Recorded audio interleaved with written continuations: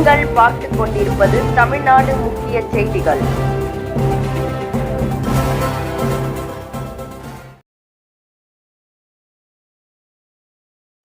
வணக்கம்.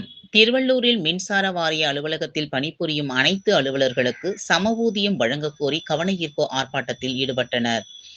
திருவள்ளூர் அடுத்த பெரியகுப்பம் பகுதியில் அமைந்துள்ள மேற்பார்வை செயற்பொறியாளர் மின் பகிர்மான அலுவலகத்தின் முன்பாக உதவி செயற்பொறியாளர் அலுவலர் பாலச்சந்தர் தலைமையில் கவனஈர்ப்பு ஆர்ப்பாட்டம் நடைபெற்றது.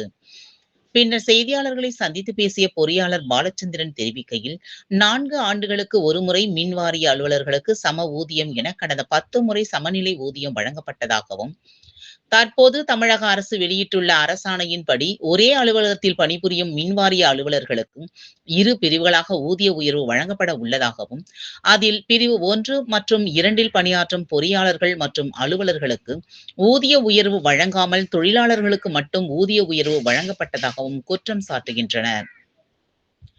எனவே தமிழக அரசு வெளியிட்டுள்ள அரசாணையை மீண்டும் பரிசீலனை செய்து தமிழகம் முழுவதிலும் உள்ள மின்சார வாரிய செயற்பொறியாளர் மற்றும் உதவி செயற்பொறியாளர் அலுவலர்களுக்கு சம ஊதியம் வழங்கிட வேண்டும் என கண்டன கோஷம் எழுப்பியவாறு 50க்கும் மேற்பட்டவர்கள் கவனஈர்ப்பு ஆர்ப்பாட்டத்தில் ஈடுபட்டனர்.